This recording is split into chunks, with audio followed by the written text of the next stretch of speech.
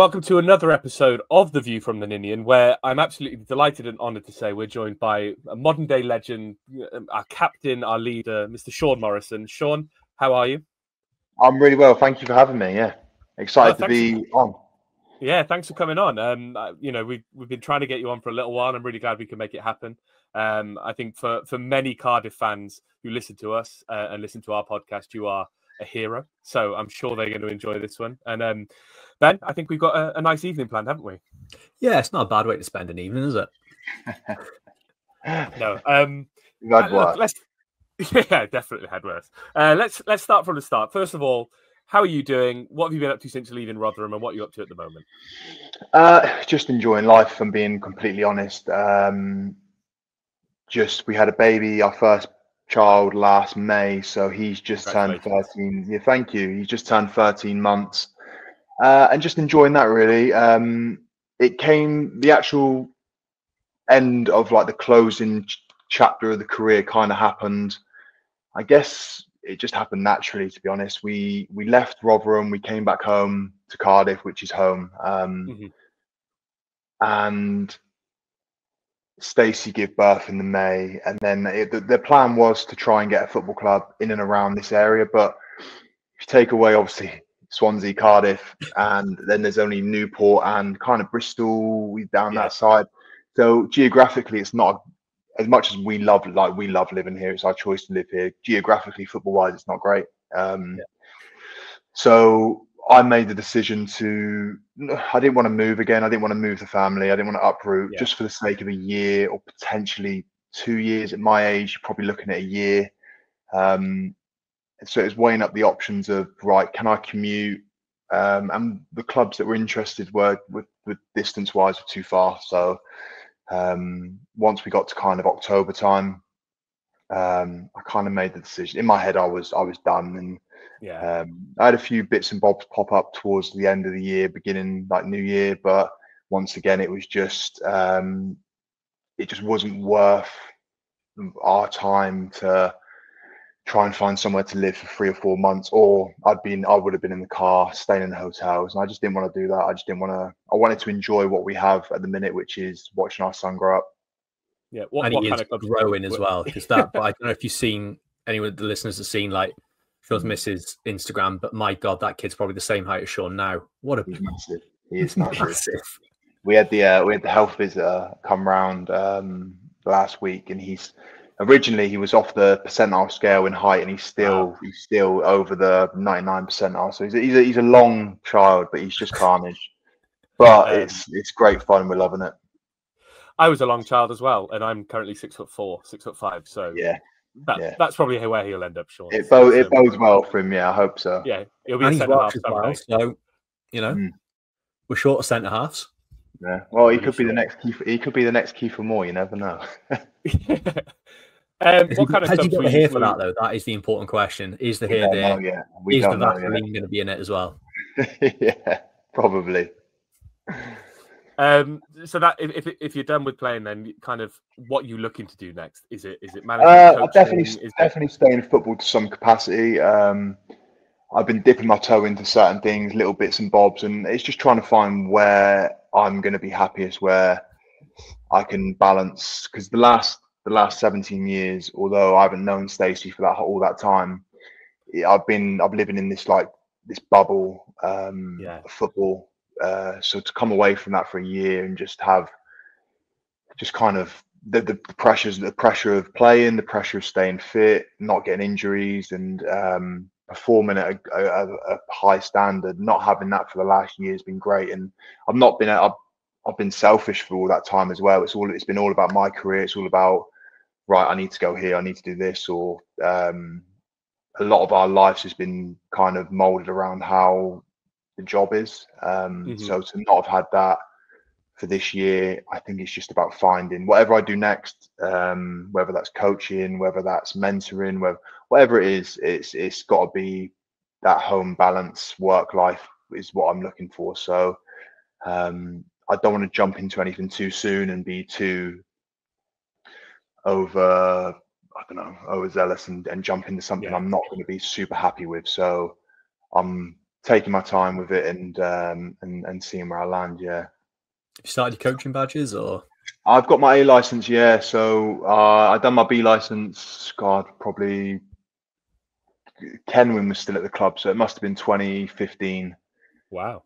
2016 was B license. There was a big group of us that done it, and then I finished my A license last summer. So me and Peltz done ours together through the FAW, which was great. Yeah, we finished that. God, it must probably a year ago, almost to the day. So got the A license, so it's there, and now it's just about going in and coaching. I've been speaking to Gavin Chesterfield down at the academy and stuff, and I know he'd love me to come down there and start helping out with the young kids and stuff. So I'm definitely going to go down there on a voluntary basis, probably starting this season. Oh, wicked. Great. That's exciting. Yeah. Talking about the club, obviously there's a lot going on at the moment. What do you make of how things are at Cardiff at the moment with the relegation? And obviously your good pal Joe, he's just left the club. What, seems it was his time to go, but what do you make of his decision to leave as well? So I'll start with where the club's at the minute. It was a really tough watch last year. Oh yes. Especially towards the back end. I know it was a struggle throughout the whole season, but that last 10 games was tough. I come to a couple of the games, and it was hard to be in the stand and watch, and you could almost see it happening. It was just you just knew at one point it was going to happen. And look, I don't know. This could be a blessing in disguise. This could be a reset the club needs to get back to 20 odd seasons in the second division. And it's a club that should be in that division or higher. They should be fighting for promotions and getting into the Premier League and becoming a sustainable Premier League club. The size of the club, the infrastructure behind it's big, but it could be even bigger. The fan base is incredible. So it was disappointing to, obviously, a club that's so close to my heart and a city I live in, to watch them finish bottom of the league. It was tough.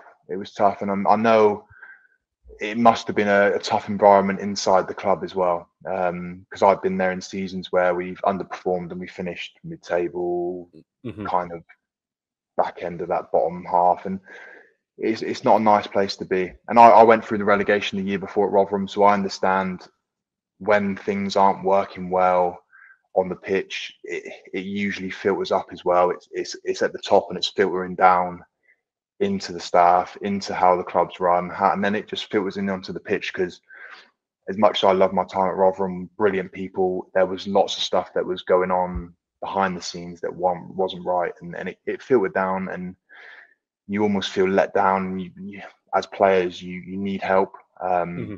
So yeah, it was tough. Look, and like I said, I'm really hoping it's going to be the reset the club needs, and whether Vincent decides to sell the club or he decides to reinvest in a different way with different people, I'm not sure. But all I know is that it might be the best thing in long-term future for the club. So, and then with Joe, I was with him on the weekend. Yeah, it's sad. It's really sad. Someone who, it's going to be so weird seeing him in a different kit. It's going to be the strangest thing ever, because we all know him from wearing that Cardiff City blue. So it'll be odd, but I'm excited for him. That's kind of where my conversation with him was on the weekend. Was I'm just so excited for him to start a new challenge. He has been what a servant for the club, as a player, a person, the work he does with the disability group. It's amazing. It's amazing. Yeah, all the stuff he does behind the scenes. He's just a stand-up guy, and it's sad that he's going to be leaving the club. But 400 odd appearances, which is absolutely bonkers in football now. That's very rare to come by, and I'm just so pleased he's just had that incredible. He'll look back on it. He'll be super proud, as we are, as fans, as friends, as players who've played with him. We're so proud to have shared the pitch with him or watched him, and done what he's done. He's a proper legend of that football club, and rightly so. So yeah, gutted that he's leaving. Because my whole time here, he's been one of my best friends. So it's going to be sad, but I'm excited for him to start a new journey somewhere else, and maybe that gives him a new fresh lease of life as well. Because yeah, just a fantastic guy and fantastic player. How important is it? So Joe's obviously a long line. We were talking about the other day on the pod. Like we've had a long line of players that have been at the club for a long period of time. Yeah, sort of stagger. It's not been a case of like now Joel Bagan's the most senior player who's been at the club the longest time. He's 23. Yeah, it's a huge change. We've never really had that before. We've always had long-term players. So sort of probably when you came in, it was people like Peter Whittaker, Maron Gunnarsson, Mark Hudson. I always forget that you sort of like came in when he was at the club. Yeah. Those sort of players coming through, then sort of you and Joe become those senior players. And obviously Joe was there 16 years. How important in the dressing room is a player like that that's sort of been there, knows the club that well, especially in a time of transition like we're in now? How much of a loss is that to the dressing room, do you think? It's massive. It's massive. And that's why I was really surprised with the decision, to be honest. And that's, look, whoever was going to come in as a manager, and I've heard nothing but great things about this guy as a coach in the football world. I've heard really good things and heard he's a really nice guy, stand-up guy, honest guy. And the conversation I believe Joe had with him was a fantastic conversation. So whoever was going to come with their own plans, their own desires, and their own people in mind. And unfortunately, Joe doesn't fit into that. But I was surprised because from my point of view, I see it from someone who shared the changing room with him, shared the changing room with players like you spoke about, like your Gunners, your Ben Turners, your Huds, Marshies. These people, when you step into a football club, and it was similar when I joined Reading from Swindon, and there's people in that dressing room who have been there a long time, and they teach you the fundamentals of what this football club is, what it means to play for Cardiff City, what it means to walk out onto that pitch, and the history of the club. And it's so important to have players like that in your changing room. So yeah, for me it was a surprise because like you said, he's the club captain. He's been there since the club started, basically.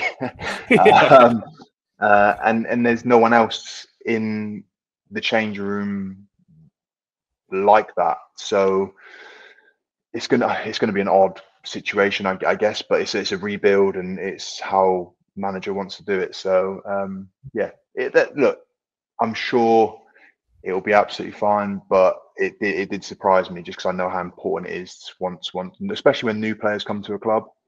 If, like you said, if Joel's a great lad, I know Joel really well, but if these players haven't played 150, 200 games and played in the big games, had X amount of managers under them, it's difficult to relay that, and you've got to be a certain kind of character as well.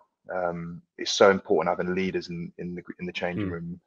The whole time I was there, was super lucky to have so many leaders around me. Although I wore the captain's armband, we just managed the change room on our own. The managers who were in charge never had to step in and get a hold of anything, because we just managed it between ourselves, because we were a group of men who all trust each other, and that was the basis of it, really.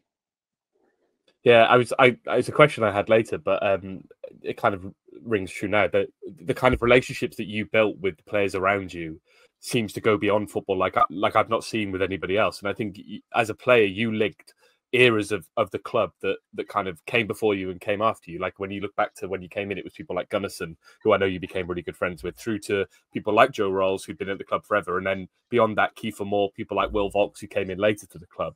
Was it just the way you manage things in the dressing room? Was that your captaining style, just to be friendly with people, or is that just the way you are as a person as well? You're just a kind of extroverted, outgoing guy. Yeah. I always used to look at Joby McAnuff, who played for Cardiff. He was my captain at Reading, and I used to always watch the way Joby captained, and he was just himself constantly. And I used to always think, like, if I ever become a captain, I want to be a captain like Joby. Like Joby never tried to be anyone. He was true to himself. He never done anything that was out of character. So Joby wasn't allowed screaming captain. And you'd never see him scream. And because if you did, you'd be like, oh, well, that's a bit weird. Why is Joby going off his head? Joby was calm. He was articulate. He was personable. He had empathy for everyone. And he used to just speak to people. And I always thought, God, if I ever, excuse me, if I ever become a captain, I'm just going to be myself, and that's how I looked at it. And David Marshall was similar, a fantastic captain, someone I learnt loads off, and I had people like Gunnar who had captained at international level, and all these great players. So when I became captain, when Paul Trollope made me captain in 2016-ish time, for me, I was just like, don't let anything change. It was just keep being the same outgoing, bubbly character who, when we're working, I want to work and I want to make sure the standards are high and I want to make sure people are doing things correctly. But when we're in the change rooms after training, we're having a laugh, we're having fun, we're bonding as a team outside of the workplace, but then also girlfriends, wives, partners, whoever it is, we're doing stuff as well. It was just about bringing that, creating a family. That's all it was. And my wife and Marshy's wife, Michelle, are a huge part of that, because they built that they were building that family base when we were here, and we just expanded that and continued that and just helped it grow, and we did become a real big family. And one thing we really prided ourselves on was when new players come to the club, they literally, as soon as they come through that door, if they were ready to work and play for the shirt and give it their all, they were fine. They were settled in absolutely so quickly. Yeah, I mean, let's go back to the start when you were a new player to the club, even slightly before that. The one question that me and Ben really wanted to talk about was that cereal challenge. I think I was reading about the cereal challenge before you were even mentioned as a potential player for Cardiff City. Main question: did you ever complete it, and why did you embark on the cereal challenge? The cereal quest, hashtag cereal quest. Hashtag cereal quest. That was it. So it's so stupid why I even did it. So I vaguely remember being in the gym in Reading, and I think it was the Premier League season. I think it was the year we'd gone into the Premier League. So I would have been 21 years old, chirpy 21-year-old. I don't think I even played a Premier League game at the time. Or a championship game for that. I'd been on loan to Huddersfield the year before, but I'd came back. We got promoted to Huddersfield. I'd came back, and I remember being in the gym with like Mikel Ledgett-Wood and Jem Karajan, and we were talking about Twitter. Twitter had been out a few years, but it was starting to really pop at that time. Yeah. And I was just saying about, I've never been massive in social media really, but I can vaguely remember saying how easy it was to get things trending. I was like, it's easy. Anyone can get anything trending. You just got to do something ridiculously stupid or something catchy, hashtag this, hashtag that. I was like, I could get something trending like that. And they were all going, there's no way. And I was like, I bet you by the end of this week, I'll have something trending. And then I was racking my brains and I was just like, what can I do that's a bit weird that no one's done? And I was like, everyone loves cereal. And I was like, I could do a thing about cereal, like a quest. I'm going to go on a quest to eat all the cereals on this planet, and I'm going to rate them, and I'm going to see if it gains any traction. And then literally, I remember I put out a tweet. I can't even remember what it was. Honestly, I was probably cringe it if I look back on it. But I used to just review cereal, and I would like go into the stupidest, most amount of detail, and make it as silly as possible, but fun, lighthearted, and it just caught fire. It caught fire for a little amount of time. Yeah, probably a few weeks, and I literally got it trending worldwide, I think. And I remember coming in like, see, I told you, it's easy. You're a TikTok influencer before TikTok even existed. That is the mad thing with that. Yeah. Now, someone does that idea, they make it like a 50-part series, and they attract 10 million followers. Oh yeah, I remember. I was getting I was getting stuff from Nestle sent to me. Weetabix were firing me all sorts. People were trying to, because before obviously TikTok and all that, the advertising, majority of it was on Twitter. I don't even think Instagram had really kicked off then. So everything was on Twitter. So yeah, I was getting the amount of boxes of cereal that were getting fired to my front door was crazy.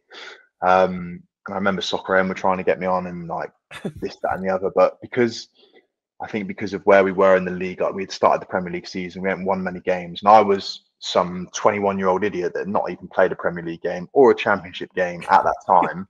And I'm on Twitter getting things trended, cereal requests. I don't think Brian McDermott was the happiest in the world about it, but yeah, a couple months later, I ended up making my Premier League debut. So, and you know what? It was just so much fun at that time. I remember just being, I didn't have a care in the world. I was playing for a Premier League team. I was so settled in Reading at that time. I just got promoted from League One with Huddersfield as a 21-year-old.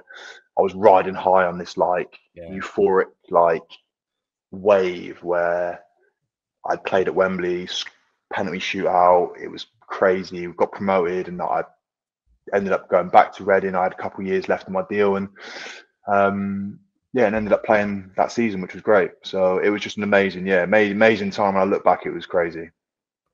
How was that first season at the Premier League as a chippy 21-year-old, as you put it? Yeah, no, it was really, really crazy. It was a real big whirlwind, to be honest, because like I said, I wasn't even getting in the squad. So I was coming in on a Saturday morning and training. There was like groups of 3 or 4 players who weren't making the squads. Then we were playing in bounce games for like the under-21 Premier League.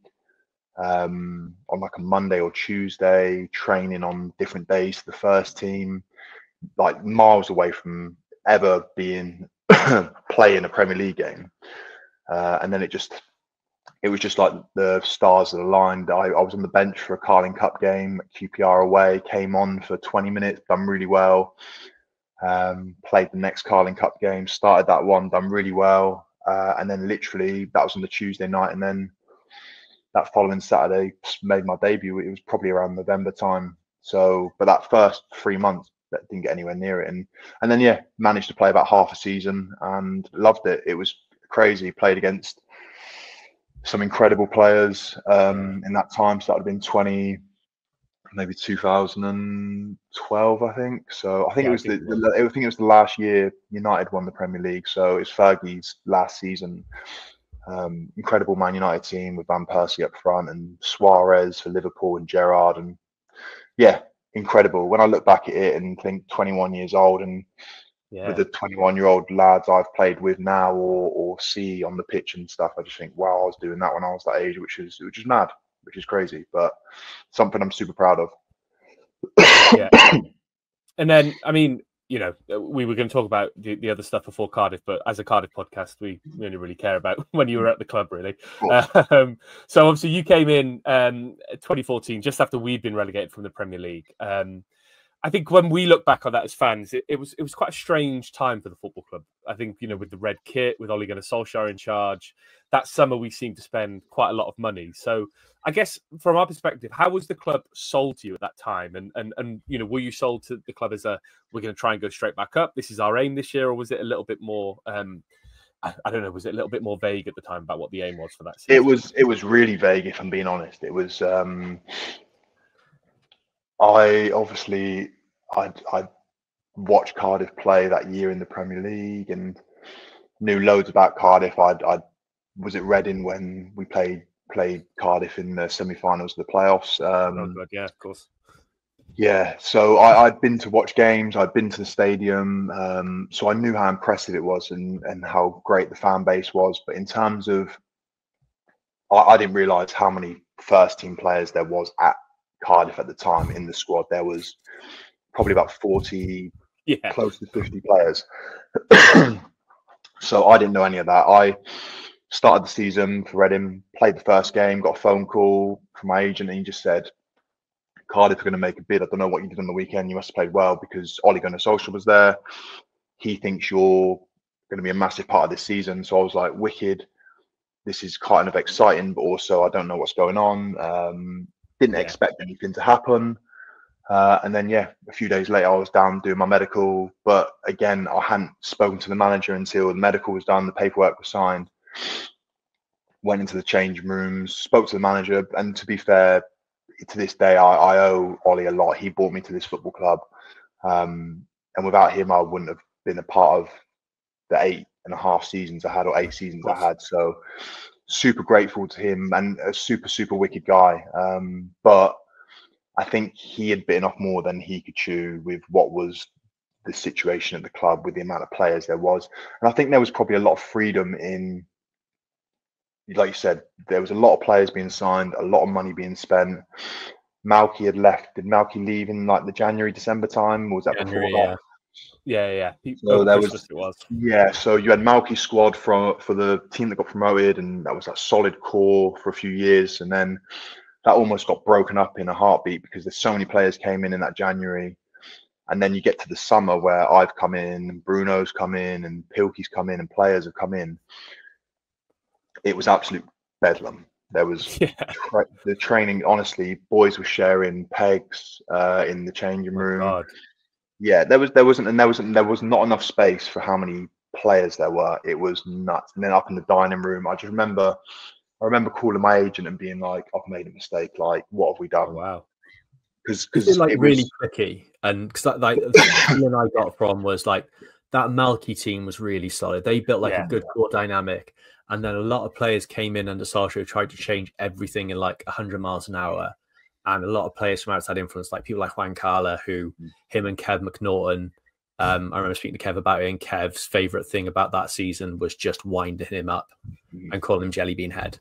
So going everything along there, it was just like, it just felt like it was just a lot of friction going into that. Players not playing, coming in on a lot of money, like Javi Guerra, Guido Bergstaller. There's players that you forget even played, like just could be Wikipedia entries. Like you're looking like, when did they even sign for us? Yeah. Is it weird coming into that dynamic and being like, oh, this is awkward?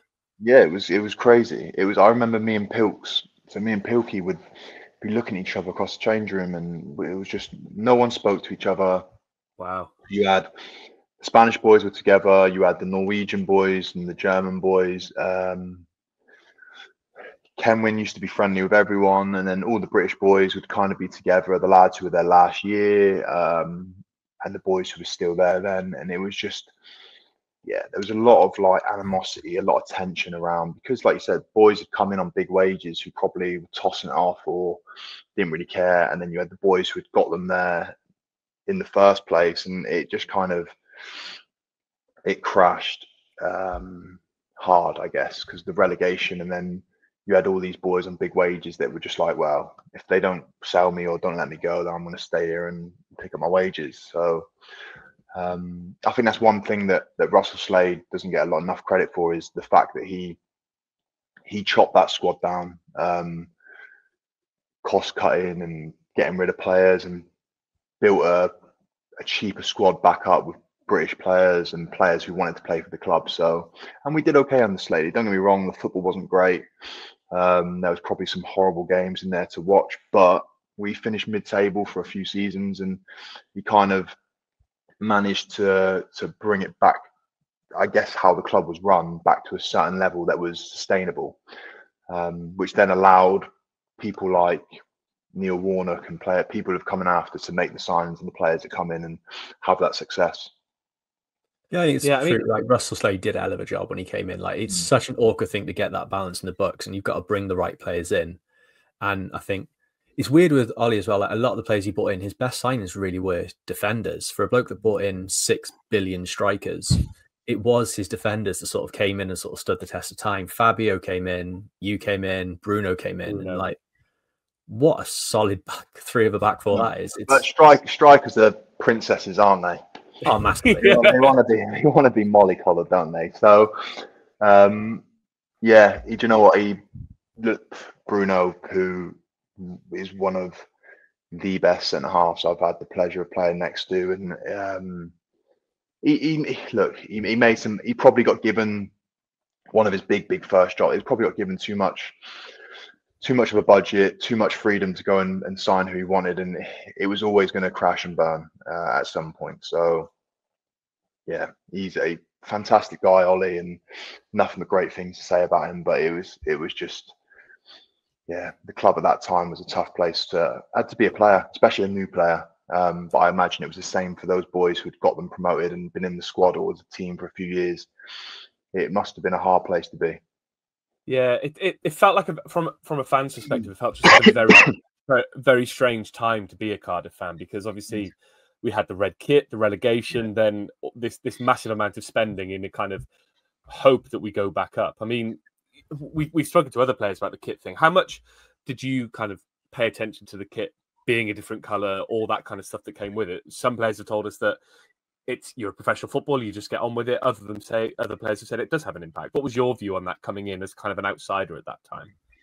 I mean, you're aware of the impact. You're aware of the impact, definitely, because, I mean, the club's nickname is the Bluebird. So the fact that all of us who have watched football for a long time understand how important that is to a football club. I grew up watching Plymouth Argyle. That was my team as a kid. I'm from Plymouth, and I know they wear green and white. And if one day they started wearing a different colour, I'd be like, this is mental. For the diehard fans and the people who have supported them their whole life, they wouldn't be happy. So you, as a new player, you come in and you don't have that connection, obviously, with the football club, because for me, I never grew up here. I never put on the shirt before. So yes, you've got to get on with it as a professional, but you are fully aware of the impact it's having outside of the pitch and in the stands. You can see the distrust, and you see things online, and you can see the anger. You know it's there. You can see how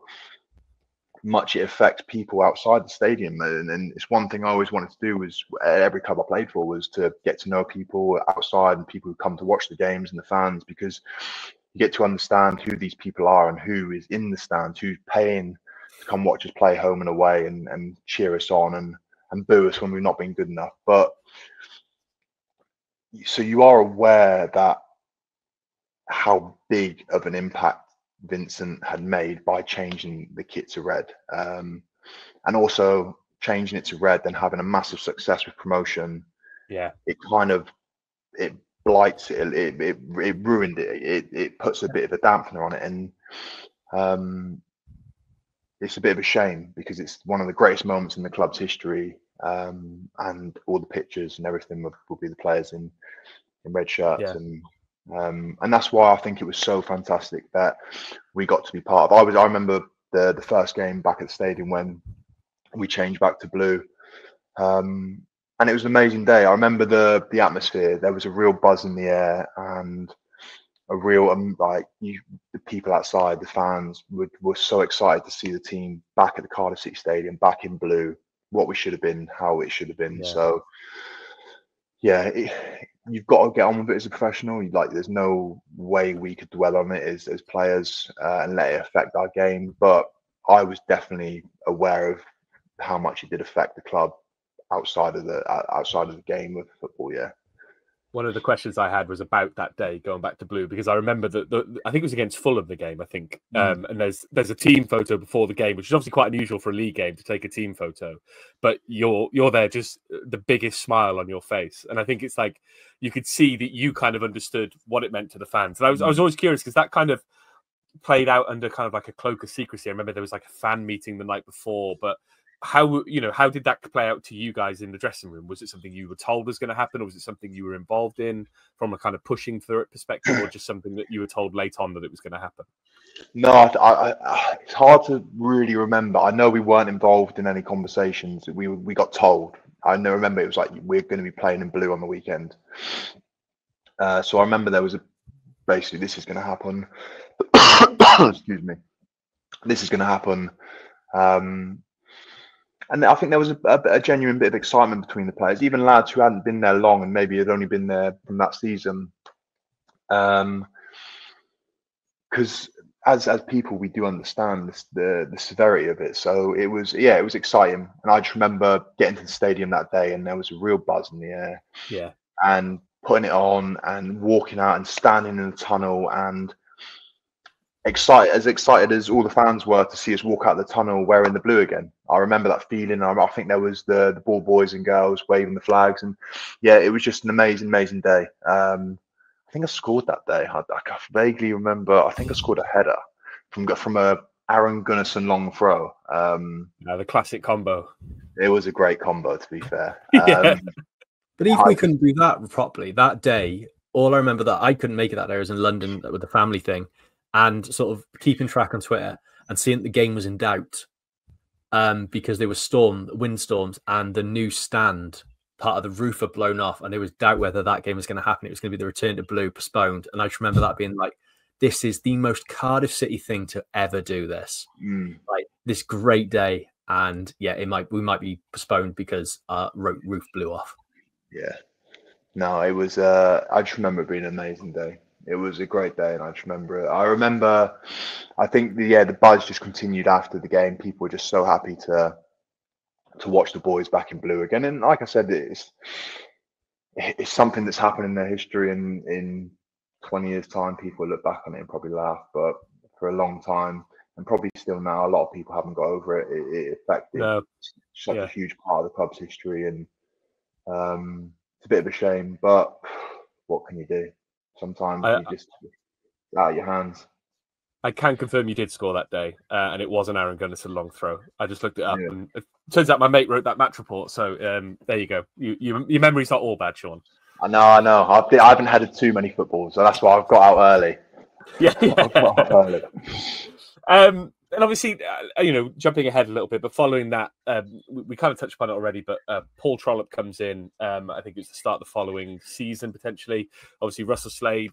I think you're right to say that Russell Slade doesn't get enough credit for what he did. I think he set up for basically us for what comes next, right? And obviously, Paul Trollope came in, and it's kind of, as a fan, it feels like Paul Trollope is almost like a bit of a punctuation mark between the two eras of Slade and then Warnock, because he wasn't there that long, and I think we were all quite excited. We were quite excited about it then, weren't we? Because he was involved in the Wales setup. It felt like a slight change in direction in terms of who the coach was going to be, but it just didn't work out. As someone who was in that dressing room, do you have any thoughts why it didn't work out? Was there anything obvious that wasn't working, or was it just one of those things that happens as they do in football?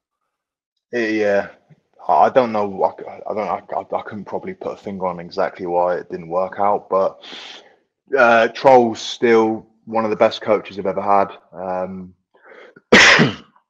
Still coaching now, and he really is a high quality coach and a really personable guy, someone who cares, someone who wants to put their all into his work. So when he got given the job and was taking the job, I think as players we were quite excited as well, to be honest, because a lot of us had worked with him for a couple of years, with him being like basically Russell's assistant. So and then Wales, obviously he was away with Wales during that summer. For the Euros, was it? I believe. Yeah, I think it was. Yeah, 2016. So he was away with Wales for the Euros, and he missed the first week of camp. So the first week of pre-season was taken without the new manager there, and I don't think that sat right with a lot of the players initially. And then he comes back in after an amazing time with the international team, but a lot. For me as well, I believe he should have been there that first day of pre-season, regardless of what. The Welsh team was still in the Euros, which was fantastic, but his job was to be the Cardiff City manager. So he didn't come back in for that first week. I believe he came back once we were in Germany on tour that year, and that pre-season tour was a bit of a shower of. It was a bit of a shambles, to be honest. You could swear. It was a shower of shit, yeah. It was a shower of shit. I think we were away for 10 days. I was rehabbing my ankle from surgery I had in May. But it was just a bit of a shambles. The friendlies, they were long trips, and I remember one of the pitches had holes about this deep. You could literally and we had to come back to the hotel, play the game at the hotel, and this game got called off at half time because there was a storm, and we were meant to have a golf day the day after, and then the golf day got cancelled for the boys to do a double session. So right away, the boys. It was a tough. It was the hardest 10 days pre-season tour I've had away, and not in terms of because of training. It was just mentally a grind. There was no downtime. There was no time for the new boys to get to know any of the older players, and it was just really hard to for the squad to gel in that period. And then we obviously came back, and the season started off really poorly. But we were training. We were super fit. We probably the fittest I'd ever been in my career. I think we didn't have a day off for something ridiculous. Like, I'm sure it was like 20 odd days, no day off, double sessions, games in between, gym sessions. And I think that's because he wanted to do it well, and he wanted to do it right. And he wanted to get everything perfect. But once we actually got to the start of the season, we were a little bit fatigued, which sounds crazy because we've just come out the back of pre-season. But when I look at the other pre-seasons I've done at Cardiff or not at Cardiff, you almost get to the start of the season probably at about 80%. You're not fully fit, and it takes really to that first international break, that 5-6 games, until I always felt that I was like, right, I'm ready to attack 40 more games of the year. Took a couple games to just find your feet again, get back into the swing of things. Whereas we were hitting the beginning of August like flat out, and the way the season started, I don't think surprised any of the boys, because I think we had about 7 points after 11 games. We were really struggling, and there was no surprise when he lost his job. We were all sad to see Trolls go because he is a wicked guy, but lots of things probably just went wrong from the beginning, all the way up until that kind of, I guess it was probably October time. September, October. I think it was October. Yeah, it was October, I think, when Warnock came in. So it was around that time as well. I mean, one of the questions we had was, do you think, and I think you probably answered it, but like, if he'd started on the front foot, if he'd been there for that first week, do you think things could have been different, or was it just his methods didn't work out as well? He employed who was head of fitness, I guess, Ryland. Oh God, he works with Wales now. I'm sure he still works with Wales, but Ryland, who is pro licensed coach, he's got a doctorate in sports body, but he's a very, very intelligent man and very, very good at what he does. But him and Trolls both were like putting our output to 100%, and there was just no down. Even if he'd come in the week before, I don't know if it would have made a difference, because I still think their plan would have been the same. And their plan just didn't work for us at that time.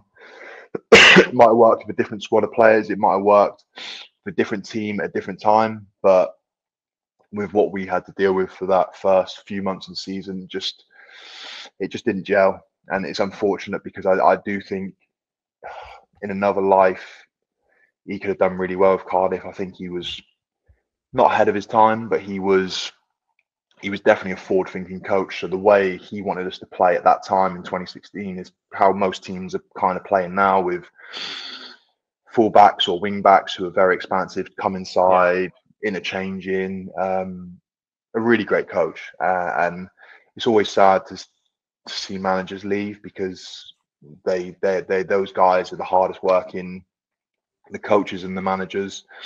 When you actually get to watch them day to day and you see how much effort and work they put in, it's crazy. And it's a reason probably why I'm not sure if I want to be a manager, because I'll be honestly, I'll be grey by the time I'm 40. It's they put in a hell of a lot of work, and that's all the way up the ladder as well. The coaches and managers don't get enough credit, because they do put in a hell of a lot of work. So it was sad to see him go, but then lo and behold, Neil Warnock comes through the door a few weeks later.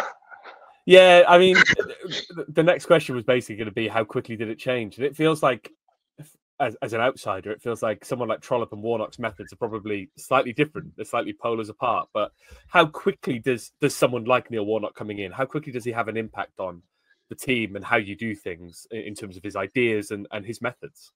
Literally instantly.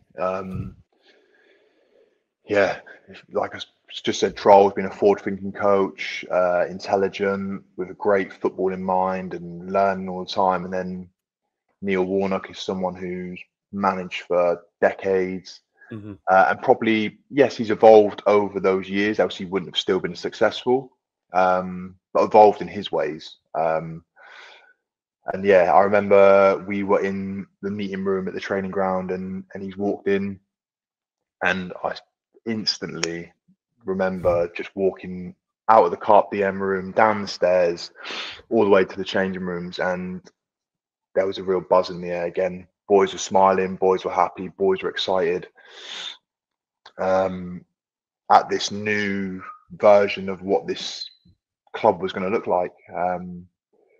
So yeah, within 5 minutes of him just speaking to us, having a everyone always asks me what's the secret of Neil Warnock. All my friends who love football and watch football and are super interested by managers and coaches and stuff.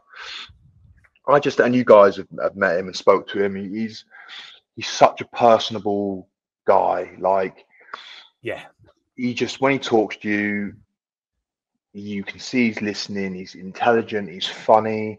He's relatable. He's just a normal, man. Yeah, he's just a normal guy, and an honest one as well, which I think a lot of people respected as players. Some people didn't, but the majority do. As players, that's what you want. You just want honesty, and he was honest as the day is long.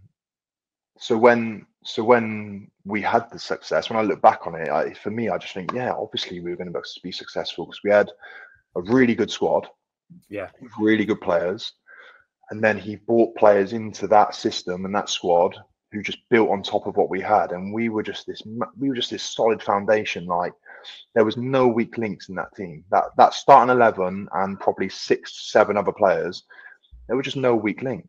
That we were just solid, reliable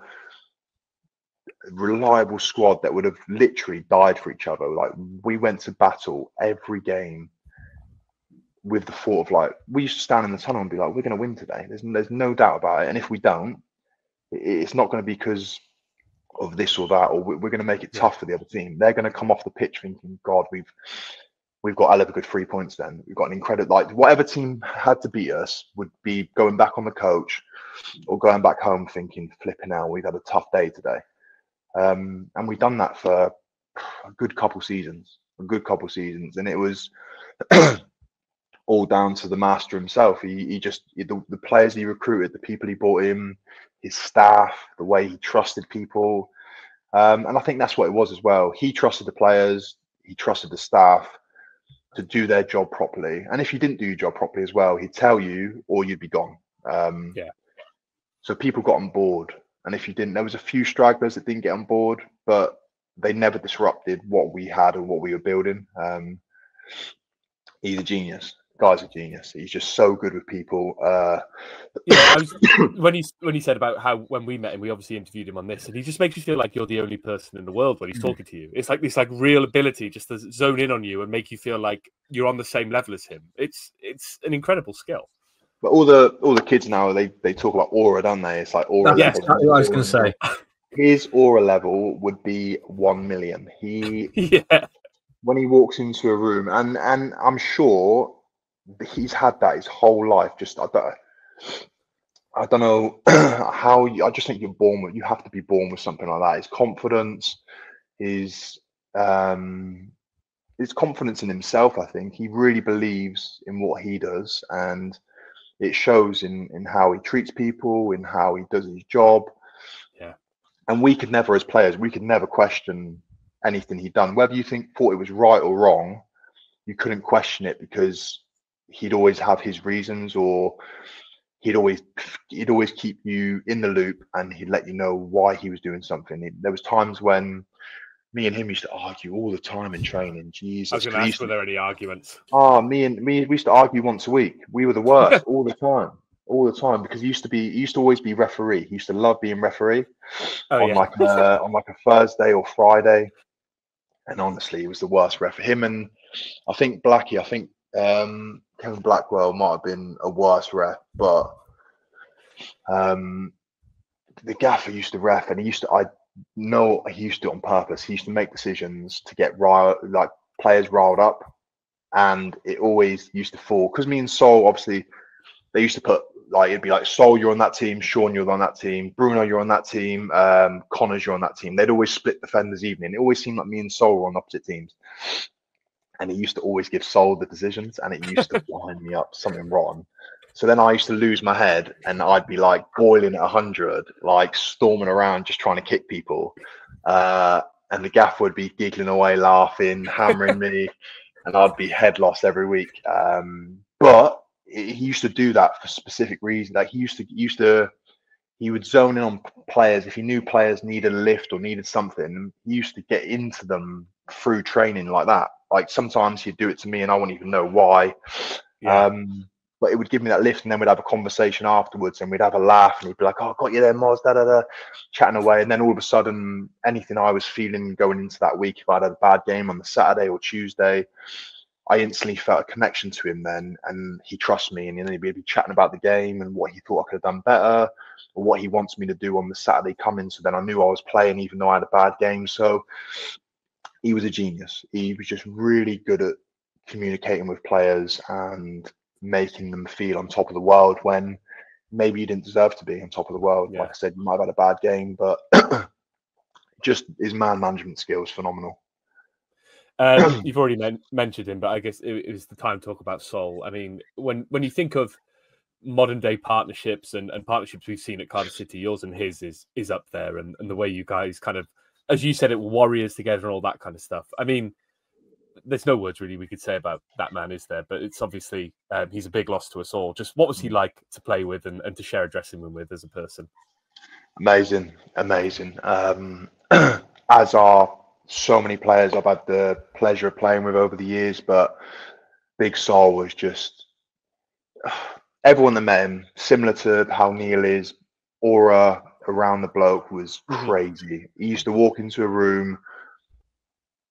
It could have been the biggest room. It could have been one of the massive conference rooms upstairs in the stadium, and you just knew Sol was in the room instantly. His smile, his laugh. Oh God, I miss his laugh. The way he used to chuckle. Just a hilarious, funny, loyal, honourable bloke, but also fucking what a player. Jesus, what a player. I love playing next to him. It was just so much fun. We had a brilliant relationship personally between ourselves. We used to be able to talk and laugh and joke. But we used to also, like me and Neil, we used to argue a fair bit because we were passionate and we cared, and we wanted the team to succeed. And I think that used to almost evaporate up into the other lads, and they used to see how much we cared and how much we wanted to win or keep clean sheets. And when things weren't right, we used to argue and bicker, but it was only because we wanted the best for the group. But yeah, what a guy. And it's devastating that he's not with us anymore. Just miss him dearly. He's one of the best teammates I've had. He was just, like I said, his laugh is so infectious. And someone that we all missed. Anyone that came in contact with Sol, it might have been once, it might have been 1,000 times. And that was the special thing about him. He used to have an impact on people, even if he had only met them once. Phenomenal man. Yeah, I think as when we talk about the kind of players that epitomise being a Cardiff City footballer, it's people like you, it's people like Sol who are honest footballers, passionate footballers, and just look like they give a shit. You know, when you fly into tackles and when you're on the pitch, that's all we ask for, and you guys epitomise that. Yeah, and that was always the most obvious secret in the planet for any footballer, any aspiring footballer, anyone who's playing football now. All I ever thought in my head when I used to sign for a football club, when I signed for Cardiff, just play for the badge, give 100%, and your 100% is never the same. Some games your 100% might be down here, it might be up here, depending how your body feels, depending how you are mentally or physically. But if you can just roll out and just give it everything you have on that night or that afternoon, the fans will see that. The guys in the stand, yourselves, you're going to see, especially for players that play over 100 games or play season after season after season, you get to watch them. They're not going to have an 8 out of 10, 9 out of 10 every game, but if you know they're going to give 10 out of 10 effort, 9 out of 10 effort every game, you're going to have some level of success. So that was all I ever wanted to do. I just wanted to give my everything, and there was bad games in there, there was good games in there, but that was just my goal, to let everyone know that, look, as long as I'm wearing this shirt, I will give it my everything. It's probably why I got so many broken bones and Yeah. ruptured ligaments and concussions over the years, but I wouldn't Battle change scars. it. Yeah, and I wouldn't change it for the world. I wouldn't change it for Yeah. the world. All the different injuries I've had over the years, and I always remember I don't know if you guys remember, but it was the first derby game for the Swansea derby game. I broke my hand the week before against QPR, or maybe 2 weeks before. Yeah. So I had a soft cast on this hand, and then within about 20 minutes of the Swansea game, I went up for a header with someone, landed, and heard a crack in my left arm.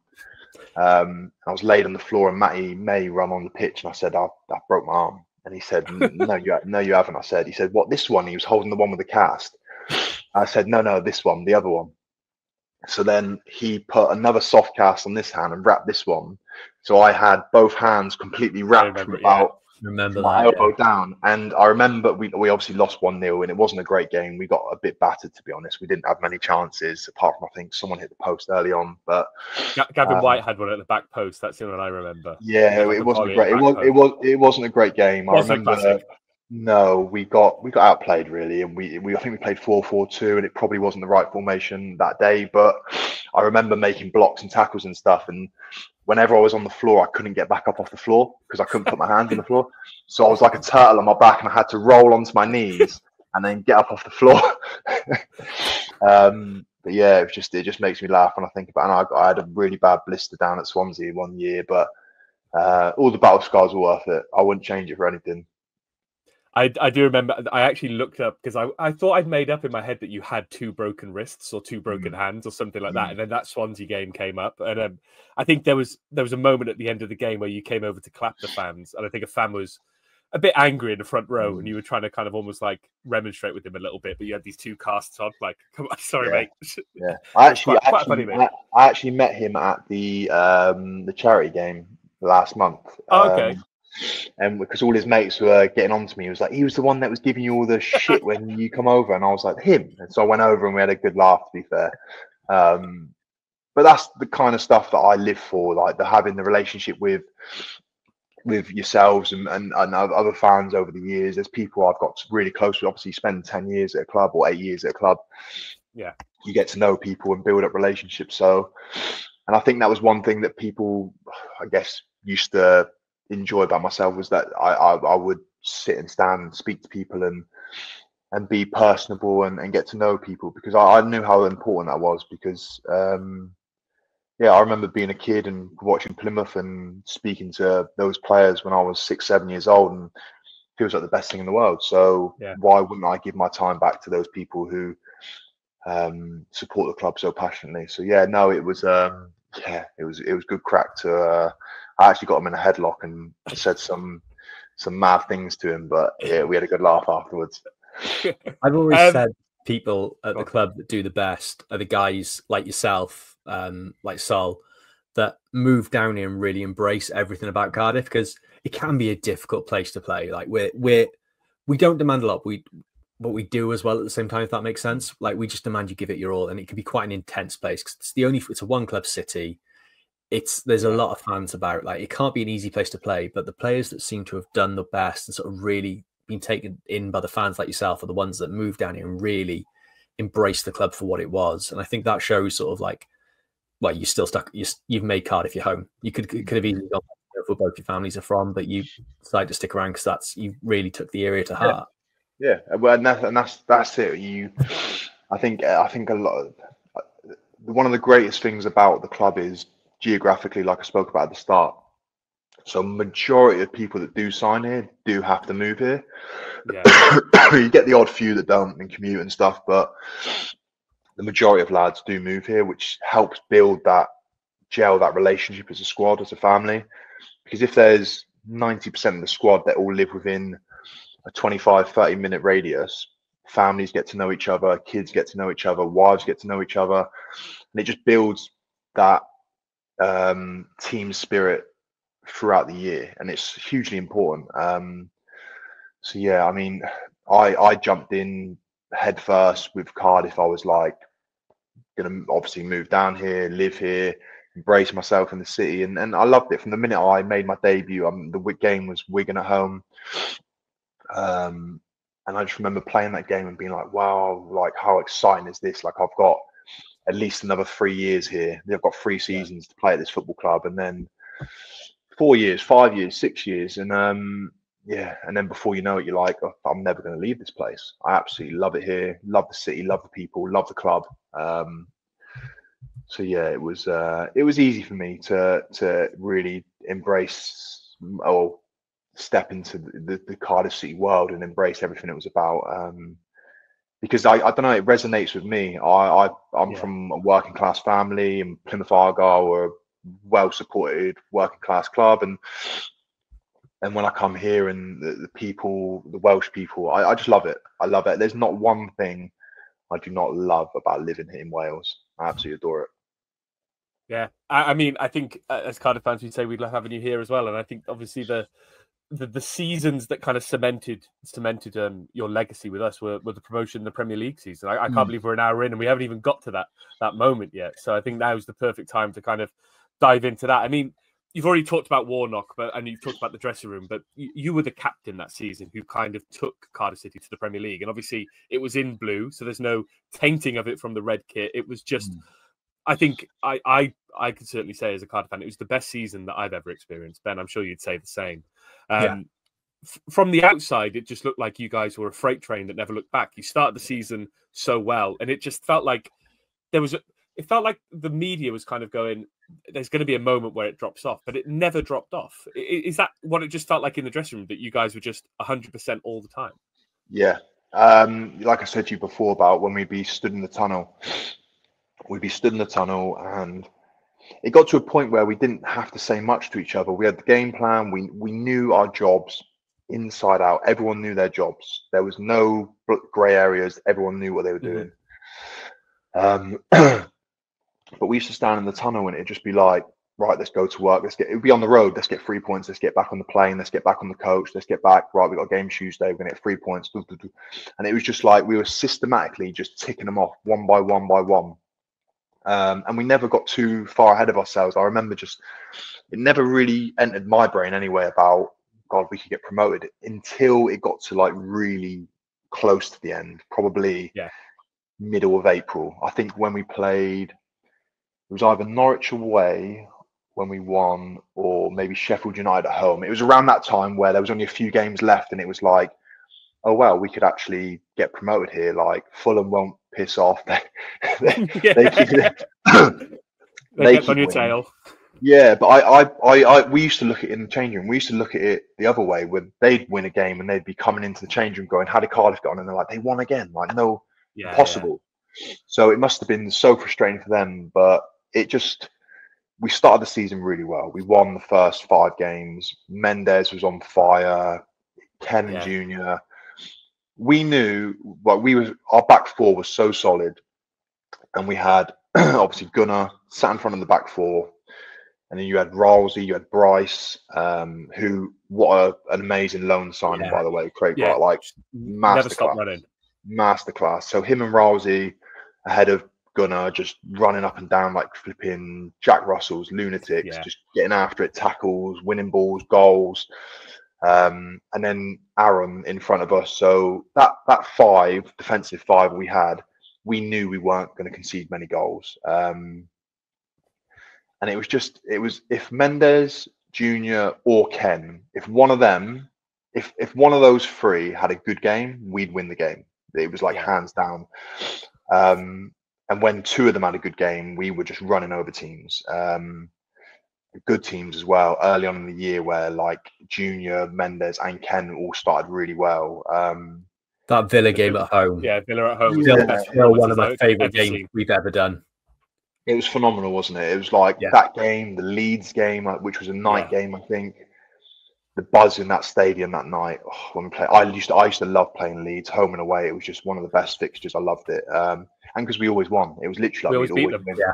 We'd always win, and it was weird. We used to go there and be like, "Yeah, we're going to win." And it was Forest as well. It's the same with Forest away. We used to go to Nottingham Forest, and it'd be like, "We're going to win today because we haven't lost here for 10 years, so we're obviously not going to lose." And we'd win. It'd be a guaranteed Aaron Gunnison goal as well at Forest away. Yeah, I don't know what it was, but he always scored. A hoodoo over them.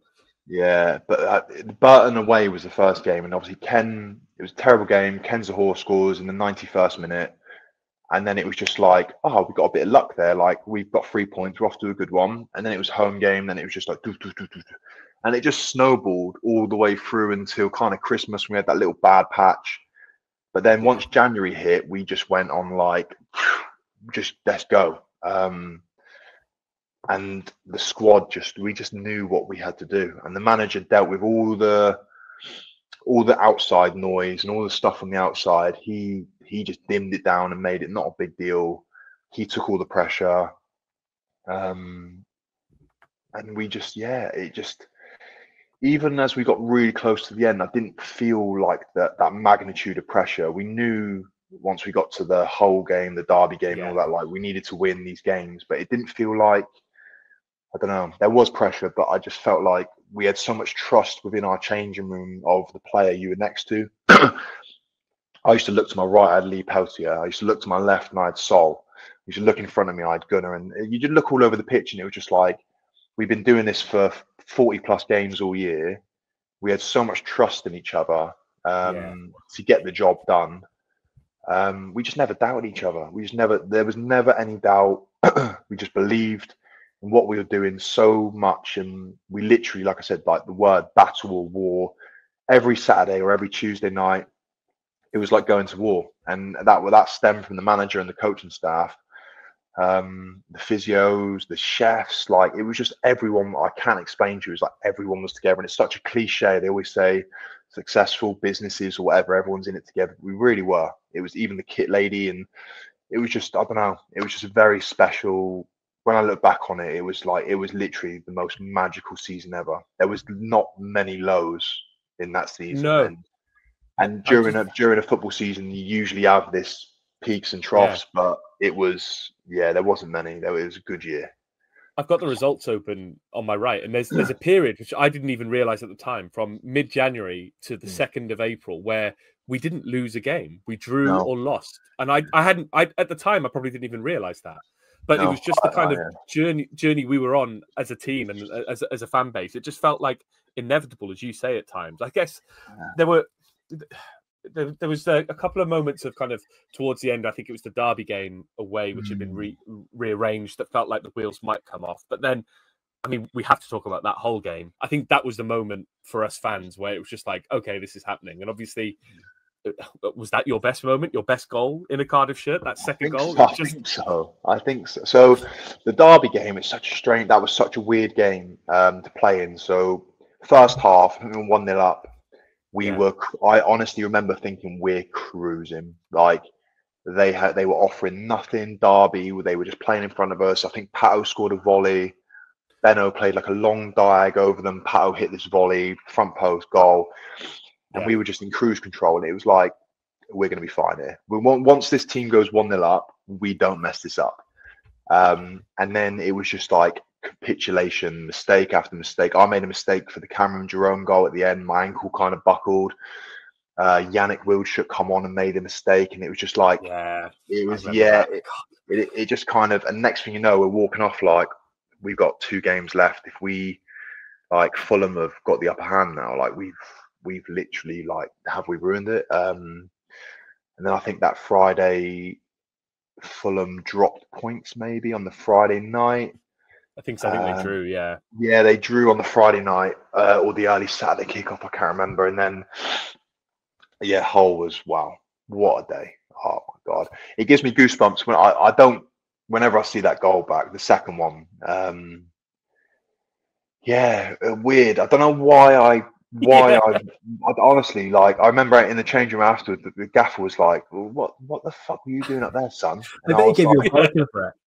He was just like, what were you doing up there? And I was like, I don't know what I was doing up there. It was just, it was just like instinct. It was I'm sure they had a corner, and then I'm sure it was a breakaway goal, and like Mendes broke down the left. Peltz blocks it, and it bounces out to Mendes. And I just remember thinking, and I remember like we were all in our box or on the edge of our box, and I remember Bryce was just in front of me, and we were kind of like squeezing out of the box, and I just had this urge of like adrenaline, and I just thought Mendes is going, like he's not going to have anyone with him. So I just got on my bike and I was like head down, like literally I put everything into that run because I was thinking you need to try and keep up with Mendes here. He's probably the quickest player in our team. He's got the ball, so he's a little bit slower right now. Like just get your head down and just go. And I remember kind of half looking up, and Bryce has made a run towards the front of the box as Mendes is turned back inside. And I like stuck my hand up like he might see me, and as he's played it, I just remember this ball coming to me in slow motion. And Harry Wilson actually went to block it, and me and H always joked still to this day, because as I give to fake it with the right, he does this big slide and just slides all the way past me, and I chop inside him. And then honestly, I can't even explain to you how much I was concentrating on the contact because it was on my left foot as well. I just remember thinking, like weaker foot. Yeah, I literally planted my right foot and I was like staring at the back of the ball where I was going to hit it, and just thinking, just hit it, just hit it right. Just don't. This is a chance to put the game to bed. And then as soon as I struck it, I just knew it was going in. And then it was like again slow motion, and like everything went quiet. And then as soon as it hit the back of the net, that corner of the stadium, I just remembered. Oh my God! I just remember it erupting, and like everyone was in fancy dress because it was the last away game, and it was just this corner. And I couldn't see like peripheral vision. It was just Cardiff, and it was just this roar of people. People were running down the stairs. People were going over the top of the thing. It was bonkers. It was the most incredible feeling ever, but also quite scary because then it was like, right, we're back in the driver's seat. We've still got one more. We've still got one more to go. We've still got this game next week to go, and that was one of the worst games probably to watch, and on one of the most nerve-wracking games to watch because it got to the point where thankfully it didn't matter for us or for Reading what was happening because obviously Fulham were losing. But yeah, that week, oh God, it was a long week. How do you prepare going in? You know, I played very low level football, and you go into a cup final when you play in Sunday League. It's a bit like, oh, it's just another game. But like for promotion and being a professional footballer, it must be so kind of, I don't know. You're just like like you said earlier, you're in a bubble to an extent, but you're also so focused in on the end goal. It must be so all encompassing. Well, you at that stage as well. A lot of us have played. A lot of us were experienced players. Didn't have many young players in the squad, so a lot of boys were experienced.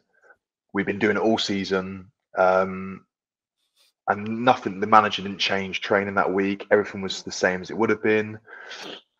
So in terms of the end of the week, the pressure is up here because if we don't do this, we're potentially we would be going into the playoffs.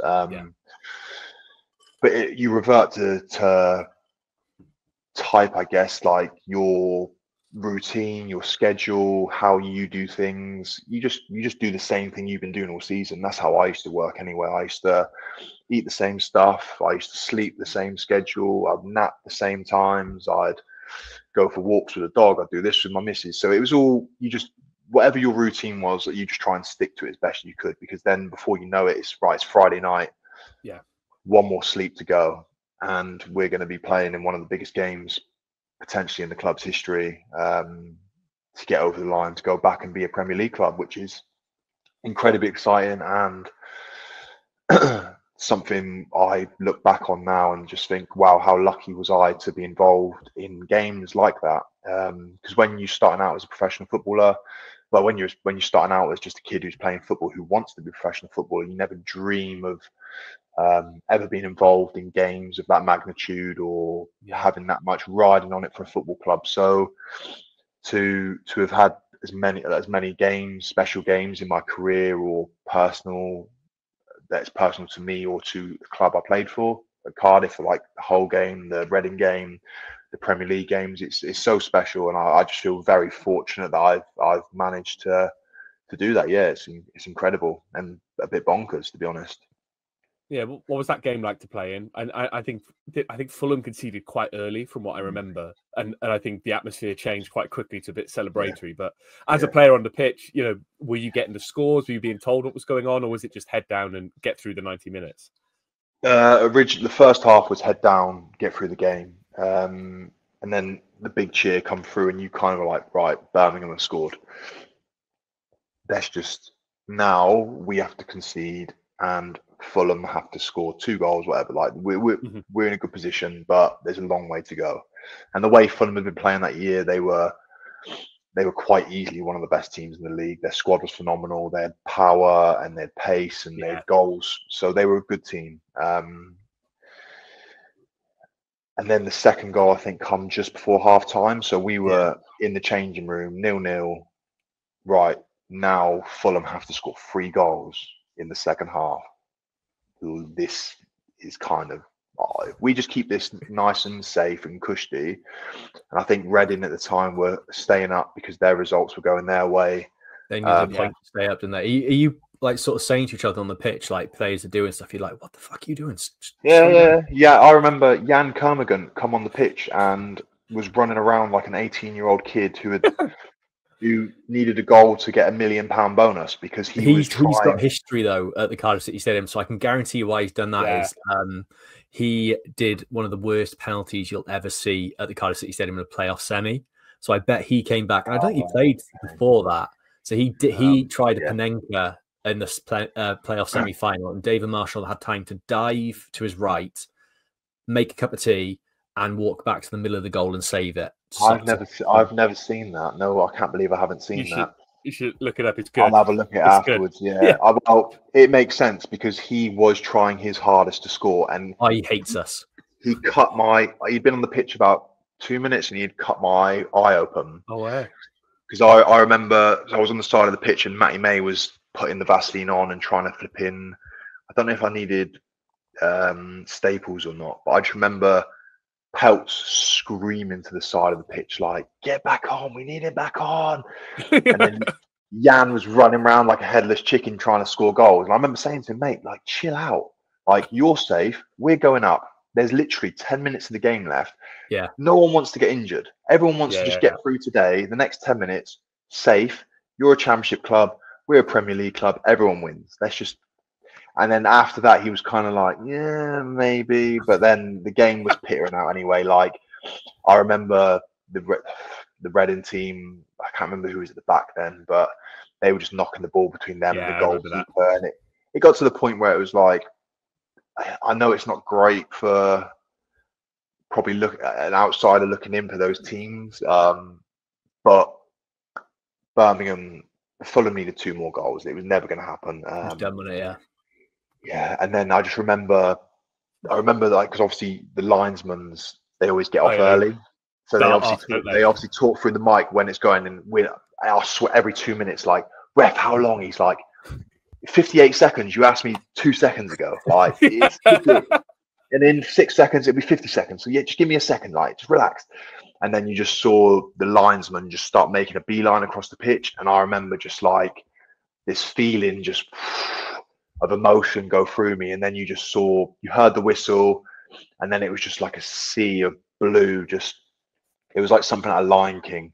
And I just remember just getting, I think me, Peltz and Mendes were kind of hugging, jumping, and we just got hit with this wall of people. And then people were just dragging us out of like, and next thing you know, Mendes is on someone's shoulders or Peltz on someone's shoulders. Incredible. Just everything you dream of as a young lad is to have those moments. Crazy. And like I said, when I was a young lad, I remember playing my first game for Swindon when I was 17, and I was just like, wow, I've played a professional game of football. Like, imagine if I can play 10. Imagine if I can play 20. Like, how amazing would that be if I played 20 professional games? So all those years on to have had that moment, and a few other moments dipped in and out. It was just, yeah, incredible, and something I'm really, really grateful to have had, and to be at such a amazing club like Cardiff, and spent so long there. I just honestly, I just feel so lucky. Yeah, I mean, the celebrations look great from your perspective as well. I remember those videos of you in cabs and driving down the road, and fans coming from everywhere. And it was, I think, was it the awards do that night as well? Yeah. I mean, so, you couldn't have planned it better, could you? It was literally, game finished. Right, that car's getting left in the car park because I've had way too many to drink before we even left the stadium. But I remember jumping in the cab with my missus, my mum and dad. And we got to the Canton Vaults on the corner. Is it the Canton Vaults? Yeah. And I just remember there was just hundreds of fans in the street, and the cab driver was like, "Oh, we're not going to be able to get through there." And I just remember someone spotted me in the front passenger seat of the car. It's like, Moza! And then literally, I've undone the window, and the cab driver's like, "No, do up the window." I'm like, "Shut up, mate! We're undoing the window. We've just got promoted." So I'm hanging out the window, like, cab driver's trying to get me back in, and then how many fans are like digging their hands in? I've got someone grabbing my tie. I've got my mum, someone scruffing my mum's hair up. It was carnage. Literally, it was bonkers. There was people jumping up and down on the cab. The cab driver was losing his melon. But yeah, we managed to get out of it. Oh my god! I paid him a fair bit for the damage to his car, I think, because there was about 40 people jumping over his bonnet at one point. It was carnage, but amazing. And then we went. I think, got home, and I think went straight to the awards. Was it an early kickoff the last day of the season? Maybe like a 12. 12 kickoff. So yeah, then we had to go to the stadium, or I think it might have been the town hall for 7, 8 o'clock that night. So yeah, got home, and it was just like, wow, we've done it. All that hard work throughout the season, we finally got over the line, and then we just enjoyed it. We just had the best week ever, really. We had the awards due, and then we went to Ibiza as a squad. So the whole squad went to Ibiza for 3 days, landed on the Friday, and then we had the bus tour that weekend, which was one of the best days I've ever had. It was phenomenal. And whenever I drive, still now, if I drive through Canton up to the castle, it literally just, it's that feeling of just, wow. Do you remember that day when we went across on the coach, and there was thousands of people just lining the streets singing Cardiff songs, singing the boys' names? Just special day. Yeah, I don't suppose when you go into football, you talk about playing 1 game, 10 games, and the things you aim for. A kind of bus parade doesn't really factor into it, does it? Like it's an absolute bonus if it does happen. Yeah, and this is what I mean. I think for, apart from the super elite players who kind of know they're going to be there or thereabouts in their careers, I think for the most professional footballers out there who play in the Championship or the League One, League Two, Conference, whatever it is, you have a dream of being a professional footballer as a kid, and then you manage to get there, and then you just want to hold on to it for as long as possible. You just want to grasp hold of it, and you want to, well, if I can get a 2-year contract, or if I can play a certain amount of games, and you never know what's going to happen. It's such a unpredictable world in football for players. You see players go on to have great careers, or players you thought were going to have good careers that kind of fall out of the game. So yeah, for me to look back and say, look, I had 16, 17 years, and I had so many incredible moments, and such a long period at Cardiff, which is now our home. Our son was born here. It's just, yeah, to look back on it, it's so surreal. It's crazy. But like I said 10 times tonight, I'm just so grateful. Yeah. Let's talk about the Premier League season. And I'm very conscious of time, Sean. So I think if we do the Premier League season, then we can maybe reschedule to come back and do some of the final things we want to go about. Yeah, just because we've been talking for an hour. Like I said, there's so much stuff we can talk about. We'll do Premier League, and then we'll come back and find a time for the kind of end of your career at Cardiff. So yeah, Premier League season for a footballer, you played with it at at the Premier League at Reading, but it's obviously the pinnacle when you get promoted. That's what you're aiming for. Kind of how did you approach going into the Premier League season? What were your expectations that summer? I remember that summer you had pundits like Chris Sutton who were pretty outspoken in their view of how bad Cardiff were going to be. Did that factor in? Was that part of your motivation, or was it block out the external noise and just focus on what built the season for? I think I used to use stuff like that as fuel all the time.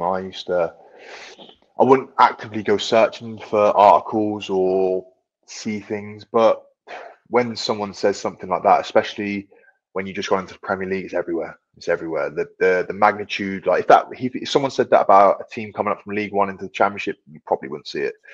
Yeah. But everything, the media, the amount of interest there was around the club and around, I don't remember it being that big when I was in the Premier League with Reading. I remember it being bigger, and there was definitely more people around, and there was more care about the club and what the interests were. But I remember that pre-season, it just felt like there was just so much interest in media and what was going to happen. And so, yeah, I went into it with the view of really enjoy it. Just really, no matter what, give it your all. If we can manage to stay up, what an achievement. This will be incredible. Like, no one's given us an absolute chance at all. Just if we can stay up, fantastic. But when I look back on my time in the Premier League with Reading, I don't feel like I enjoyed it. I felt like it was such a blur. Yeah. So I kind of knew what to expect with certain things, but I just remember thinking, just enjoy every second. And if we go to when we played Watford at home and we got pumped 5-0, you come off the pitch and it's like, how can you enjoy those moments? Because those moments are part of the reason we ended up getting relegated. But I do look back, and there was moments during that season that were just like super special, and parts of games, which even games we ended up losing, there was just special moments in those games where, like Arsenal at home, there was a point when Victor scored, and it was just like euphoric. Like, I just remember that feeling of him scoring, and it was just Chelsea when Sol scored away, and you go 1-0 up at Stamford Bridge. You end up losing. I think we lost 3 or 4-1 that day, and it was Hazard and Willian just were taking the absolute mick. But even those games, you come off and you're like, wow, that is the levels. Like, we all have to be 10 out of 10, and we have to hope that these guys are like 5 out of 10. And that's what you were competing against. You were competing against these multi-billion-pound companies who can buy the players, give the wages. And the fact that we got so close to staying up, it breaks my heart when I look back on it, and the games that we missed out on points. I know the Chelsea one is such a big talking point because of the offside, but even as players for ourselves, like the Newcastle game at the start of the season at home and the Huddersfield away, they were games we should have got more out of. We should have won those games. When I look back at them, there was opportunities during the season where we could have got an extra 3 or 4 points, 5 points, and that could have been the difference. I kind of wrote at the start of the season, I don't think we won a game until October, which was the Fulham game. But in those early games, it was games like you've already mentioned there, the Newcastle game. I think the Burnley game we went 1-0 up in when Josh Murphy scored. It felt like those were the games where we deserved more from them, really. The Newcastle game, for example, I was like Kennedy should have been sent off for booting Vic. And it felt like from that was like setting the tone against us. But you're right, because I think when you look at the table at the end of the season, there was only a couple of points in it. And 2 points, 2 points. When no one gave us a hope and all that kind of stuff. It felt like we did everything we could, and we just fell up a little bit short. Is that what your sense of it was? Is that what it felt like? Yeah. I think we were a little bit naive at the start of the season as a squad, and I don't know if we believed enough. I don't know if we really believed enough that we could go and disrupt. And I think you saw the evolution of the team throughout the year. There was games we still got pumped in, don't get me wrong, but there was points in the season where even like West Ham away, I can't remember what time of the year maybe. That. But first half, I remember coming off the pitch at the first half thinking we are in the game here. Like, we've got these. If we just keep going, we're gonna get something out of this game. And then lo and behold, we lost again. And then there was so many games like that all year where for 60 minutes you'd be in the game, and that is the level you're playing at in the Premier League. 60-70 minutes isn't good enough. If you have a minute off of it, you get punished. And that's the real difference at that level. There, Yeah. if you make a mistake, it doesn't even have to be a mistake. If you just give them an inch, these guys have so much quality. You just get punished for it. But it's when I look back on it, I was just, the Chelsea one hurts because I know we would have won that game if we don't concede that in that time, we don't end up conceding the other goal. But there was lots of games where we should have picked up more points. There really was. And that's down to us. That's down to us. I'm just looking at the fixture list now, and it's like all flooding back to me. Was it the Fulham away game at Craven Cottage when Babel scored that worldie? There was the Everton away game where they somehow beat us 1-0. Again, we probably should have had a penalty. Watford away 3-2. We could talk about all the bad moments, but despite all that, like there was some amazing moments during that season. I think that early in the season, or the first half of the season, moments that really stood out were the Brighton, Fulham, and Wolves home games. And I think obviously the Brighton game was when Bamba scored late on, took his shirt off, didn't get booked because he had a knack of doing that. Fulham, where we beat them 4-2, and Fulham from the season before, like you said, they ran us close, chased us all season. They spent massively in the summer, and then we tore them apart at home. And obviously Junior's goal against Wolves. If those moments felt fantastic in the Premier League as fans, what were they like as players on the pitch? Did it feel? Were they kind of like confirmation? It's like, yeah, we belong to, we deserve to be here, or was it like we should be doing more of this? Felt amazing. I think once you take that step up into the year before, we won 26, 27 games, something ridiculous. And then you go into the Premier League where every win is like gold dust. Like to actually get this, especially for a team that's just promoted into the league, to get 3 points, get on the road or get back in your car and drive home. Wow, the feeling was incredible. So obviously had the tough start and we didn't get a win for a while, and it's like, God, was Chris Sutton right? Are we going to absolutely have a worse season than Derby and get 11 points all those years ago? But once we got a bit of confidence and we started to pick up a win here, a win there, a point, we didn't. Our problem was we didn't draw many games that year. It was I think we probably won 10 games. I think something like that, yeah. Yeah, I'm sure I remember Blackie saying to me near the end of the season, I think we kept 10 clean sheets, and he said, we'll be the first team to be relegated with 10 clean sheets. We kept more clean sheets than Arsenal. I remember that.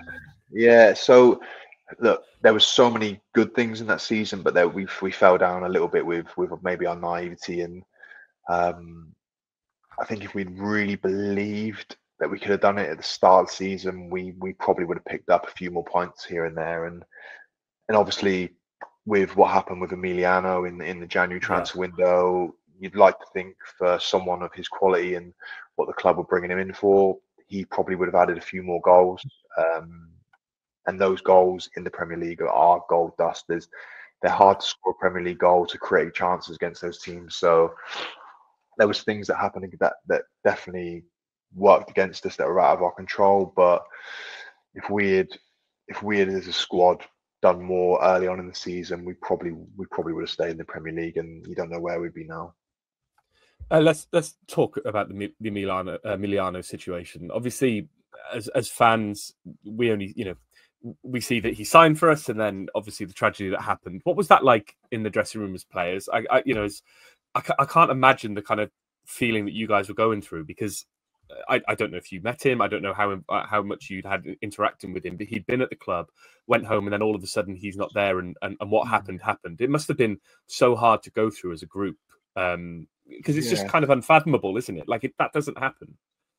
It was really, for me, it was really, really odd. So I was in hospital with my appendix when it actually happened. So so I went to A&E.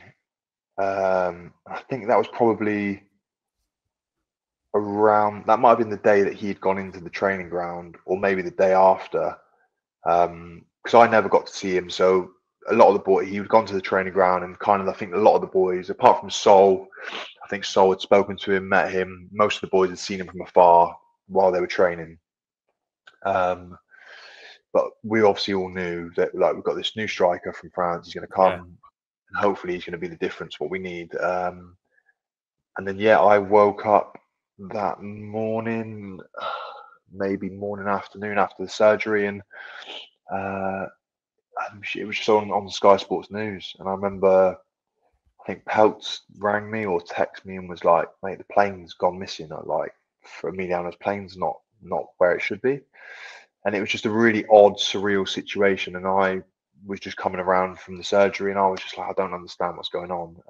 Yeah. Do you think you're still like under anaesthetic of that? Because that must be so like such a strange thing to wake up to. Like just something it was strange when you're not under drugs. Like I can't imagine what it's like with that. Yeah, it was mental. It had been a mental 24, 48 hours anyway. Just because basically the appendix had burst. I got to the Heath and we thought we were all okay for a period of time, but there was emergencies coming in, so I didn't get seen. And then we got to kind of 5 a.m. I can't remember any of this, to be honest. I just remember being like the hottest human being on the planet, but also shivering at the same time. But my missus was running up and down the Heath corridor getting someone, and then I got rushed down to A&E because it had burst. And then the surgery was only meant to take, I think, maybe 20 minutes, but ended up taking over an hour. They couldn't find they couldn't find the actual appendix that had burst, and my gallbladder had like rolled over it to kind of stop the bleed. Oh my God. And then luckily it kind of, as they were poking around, it's kind of made itself known and they managed to get it out. And but yeah, when I come back around the next day, that was the news. It was really scary and heartbreaking. Because that's somebody's son, brother or sister, and just what the family are probably still going through now to this day is heartbreaking. So it's a really big shame and devastating. Just something that would happen that you would never dream of happening. So for a young lad who I spoke about before, about just wanting to achieve things in football as your career, he never got to do that, and that breaks my heart. Yeah, I still think, you know, when we think back to that time, it's just, as I said, it just doesn't happen, does it? It's the kind of thing people sign for new clubs all the time, and it's so routine that happens, and it's just the worst kind of situation to end up in, really. Like being on a plane that didn't look right and all that kind of stuff. I just can't get my head around it, basically. It's like a storyline from Dream Team, isn't it? Yeah, it's like a storyline.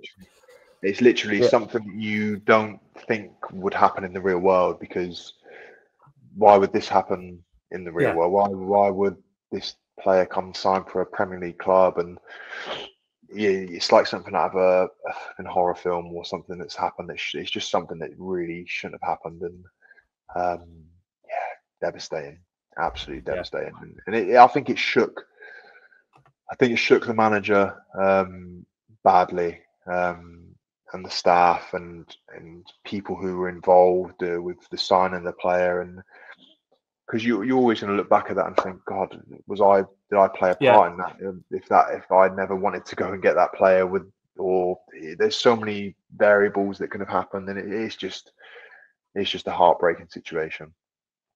Yeah, it really was. And I think, you know, we always, when we talk about him, it's like, it's the human tragedy at the heart of this, isn't it? And that's the thing that always gets me. Let's move on to the kind of one of my favorite moments of the season, which is your goal against Brighton, which is when it felt like we might have a chance of staying up, and it felt like we were on the right path. I remember that game so vividly. I think we travelled down to the game, and I just felt like we were going to win that night. I don't know if you guys felt the same, but I had a really good feeling going into the game. Obviously, Mendes scores that goal, and then you score the second goal right in front of us. I mean, I think, was that your first Premier League goal that season? Was that right? It was. Yeah, it was. Yeah, it was. I had a 50p head that year. Well, I mean, I should have had about 4 or 5 goals by that point, but I kept fluffing my lines. Rousey reminds me every flipping time I see him. Yeah, well, you'd be glad he's gone then if he doesn't have to remind you he's not at Cardiff. But that goal, I just, you talk about like getting to the Premier League, how many games you play. What's it like scoring a goal in the Premier League, and then scoring a goal that at the time felt like had such importance? I mean, I remember I ended up down the front of the stand because I was in the aisle when that happened, because I think I'd just come back from having a pee. I remember being pushed down the front, and it just felt like such a monumentous goal. Did it feel the same for you? Yeah, it's one of my favourite goals I've ever scored, to be honest, because it was at that time it felt so important. It was Brighton's a really hard place to go. It's a really, really Yeah, tough place to go. I've not enjoyed many games there. There's been lots of times where we felt like we've been under the pump for the majority of the games, and if you come away with anything, you feel like you've had a good day. So that went come into effect, but then also the fact that they had a pretty decent squad. I know they were struggling that year, but they had a pretty decent squad, and yeah, we knew if we beat them, we were going to be catching them up a little bit, and we were going to be putting the pressure on them, and they were going for a bit of a bad spell. So we knew the importance, and they did as well. There was a lot of pressure on that game, I think, for both teams. yeah. So when Mendes scored, it was like, right, we got our necks in front. We've got our heads in front. We're gonna get an opportunity here. Like if we can just stay solid, keep it level. And then I remember getting the free kick and just thinking, I used to always get like a little sixth sense. Mostly, it used to almost be how the defenders would line up against us, or how someone would try and mark me. And if people used to mark me in a certain way, I used to just know if the delivery's Yeah. half decent, I've got an opportunity to get on the end of it here. And Lewis Dunk was trying to organise the line. I remember him screaming and shouting. He was trying to organise the line and get it right. And I just thought he's not concentrating enough on me here. Like if he just gets the ball right here and just floats it over, he just needs. It doesn't matter if it's too big. I can get there. Just make sure it's over Dunky's head.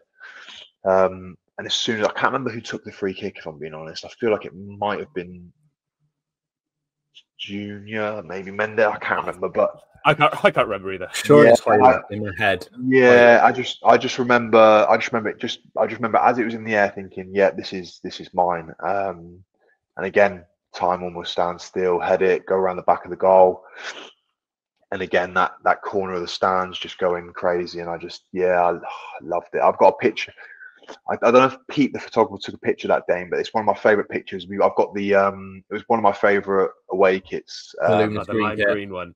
Yeah, and I've got my hand out like high fiving someone in the stand, and I know the photo you mean. Yeah, and it's one of my favorite pictures because you got the stand in the back, but you can see there's me and I think Victor, Gunnar. There's a few people kind of in the background, and you can just see the joy in all of our faces, and almost relief as well, because that was like, right, we might be able to catch these. If the pressure's on them now. I think we're 3 points closer. That was a big 6 point of that game. So yeah, and we just didn't manage to do it, which is it breaks my heart. It really does, because I do think we had enough that year. I do think if we had just got it going earlier, we would have had enough and stayed up. Well, I think we have to talk about the Chelsea game, because I think that's the game that kind of resonates most with fans from that season. It almost summed up the season in a nutshell. But I think we'll end on the Man United game and then come back and talk about other stuff another day. But the Chelsea game, as much as I think, like you say, there were other moments for us to kind of do more and win games that should have won. But that Chelsea game just felt like the Premier League experience in a nutshell. It was kind of, we played well, we took the lead, and then there were some absolutely shocking refereeing decisions that kind of cost us the game. And I think I remember that day I was with my missus, and we were driving back to London that evening, because I've been my family's from Cardiff, live in London, was picking some stuff up from Cardiff, driving back, and she said, "You didn't speak the whole way home in the car." And then a Chelsea fan came on 5 Live and said, "Fair play to Cardiff." And I was like, fucking too right, fair play to us. Because I was just so wound up by it. But I can't, is that the feeling that you had as well on the day? Obviously, the iconic image is Warnock berating the referee at the end of the game. But he doesn't even berate him. He just stands there head on hands. Sorry. It's even worse. Disappointing, isn't it? At that stage, do you know what? I think we almost just took it on the chin. It was like, how can this happen? Like how? Yeah. Like in real time, I knew he was offside. Like there was part of me that was like, he was offside there, and I kind of lazily waved my hand at the linesman, and he starts bolting up the thing, and I think, fucking hell, it must have been close. Yeah. But I knew, there's part of you that just knows, just when something happens, you're just like, that couldn't have been as close as he's making out. And then when you actually see it on the TV, on the laptops of the analyst, and he freezes it, and you're just like, how has this been allowed to happen? Because it wasn't a foot. It wasn't like there was It was about a yard and a half, wasn't it? It was a full body length, basically. In terms of side to side, Yeah. he's that far ahead. Yeah. So yeah, and obviously the gaffer's fuming. Like his head was gone. The staff's heads are gone, and I think for us as players, it was just you pour so much into those training weeks. Physically, like you are trying to keep yourself as physically as good as possible. Mentally, it's really hard because you play on a Saturday and you could potentially get beat 5-0 from Watford at home, and then you've got another game the week after, and it's like, right, there's another opportunity against one of the best teams in the country. Can we get something out of this? And you're mentally and physically tested every week, so you pour so much into that season to then get a kick in the bollocks, basically. I spoke about the 3 points being like absolute gold dust. Every single one of us, staff included, poured so much into that week of training to then felt like you got robbed of 3 points.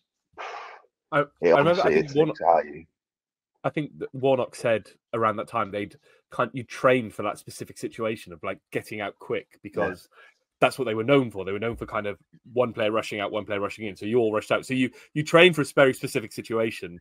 You caught them out because the player was offside, but the officials didn't do their job in the moment. And that kind of thing it's the fine lines, isn't it? And the fine margins. Yeah, and you feel let down.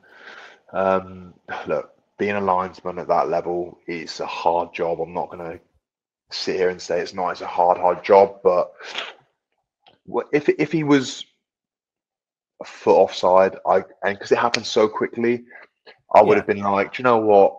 Fucking, it hurts just as bad, but it's one of those things. But because it was such a big, a big gap, it's almost comical. It's almost comical because at the end of the day, these guys are the best in their profession. To be running the line, male or female, if you're running the line and in the Premier League, you have to be one of the best. So the fact they missed out on that one, it hurts. It still hurts to this day. I got a man of the match trophy from that game in my house, and as much as it's special to me because it's crazy that I've even got this trophy in my house, the fact that every time I look at it, it brings back memories of that game. I'm just like, is it like Williams here is on top of that thing? I'm like, I love you, little trophy, but I also absolutely hate you, and you could go in the bin at any point. So, crazy, but it's one of those things. When those things happen, they're out of your control. Especially because, like I just said, a week later we've got another game against one of the best teams in the country, whoever it may be, and if we don't get our shit together, we're close to relegation. I can't remember if it was Fulham the week after that. It might have been. No, it was Man City. It was Man City the next game. Man City. Okay, yeah. So this is what I mean. So then, it's such a kick in the bollocks because you just should have got 3 points then, and now you go into literally one of the best teams in the world to try and replicate what you've done. Like physically for our squad, which was a small squad, it was tough. I also remember, I got the fixtures to my right, just looking at it. I remember the Burnley away game where we lost 2-0. We got given a penalty in that game that Mike Dean, who was the fourth official, overturned. He reversed it, yeah. So, like, there's a penalty given 45 yards away, and the fourth official apparently overturns it. And it's just my God, I vaguely remember that, yes. Yeah. Oh, my God. And it's just another kick in the bollocks, isn't it? And, that goal would have got us back in the game. It would have made it 1-1, I think, at the time. And somebody who's 45 yards away overturns it. But that's another... I know they always say about you got to be careful what you say about the referees and stuff, but I genuinely, but not all of them, because I've built some really good relationships with a lot of the official staff and stuff. But you did feel like the way you get treated as a Cardiff player, and I'm sure Fulham felt it that year and Wolves felt it as well. You almost felt like when you were playing those bigger clubs, you were second-class citizens, and you wouldn't get the rub of the green because you were this little club that's just been promoted, and you do feel it when you're down there. It just feels like you're not getting the rub of the green, and it's just like everything was compiling. You wouldn't get a little bit of luck here, a little bit of luck there, like we were the year before. So yeah, it was tough. It was tough.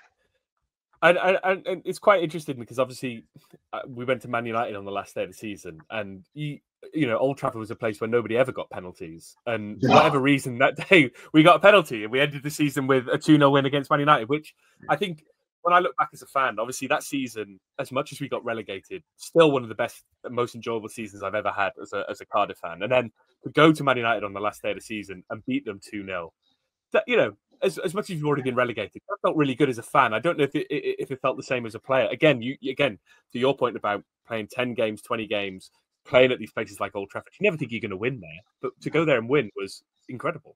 Yeah, crazy, absolutely crazy. Just to even say that, yeah, I played at Old Trafford in the Premier League and we won 2-0 is nuts. Kept the clean sheet. Kept the clean sheet is absolutely mental.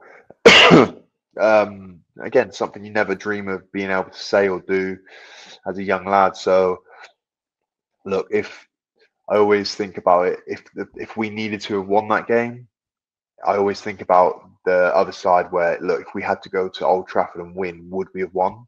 It interests me because we just played that day with no pressure because we knew we had already been relegated. It was just like, we can go out there, we're playing at one of the most famous stadiums in the world against one of the most famous football clubs in the world. Let's just go and enjoy it. Let's go out on it with the best season ever. And yeah, come away with a 2-0 win, no pressure. It was Gunnar's last game. It was just an incredible way for his career to finish at Cardiff, and I think that's how we wanted it to end for him. I think a lot of us deep down were like, come on, let's get a result for Aaron. He gives so much to this football club as a player and as a person. And yeah, I've got lovely photos of kind of the boys pushing him towards that corner. Yeah, I remember where the fans were. Say goodbye, because he was, what a servant for the football club, and getting to go out on that kind of game was just amazing. Just another lovely bloke, isn't he, as well? Like Aaron, he's just, what a really good egg.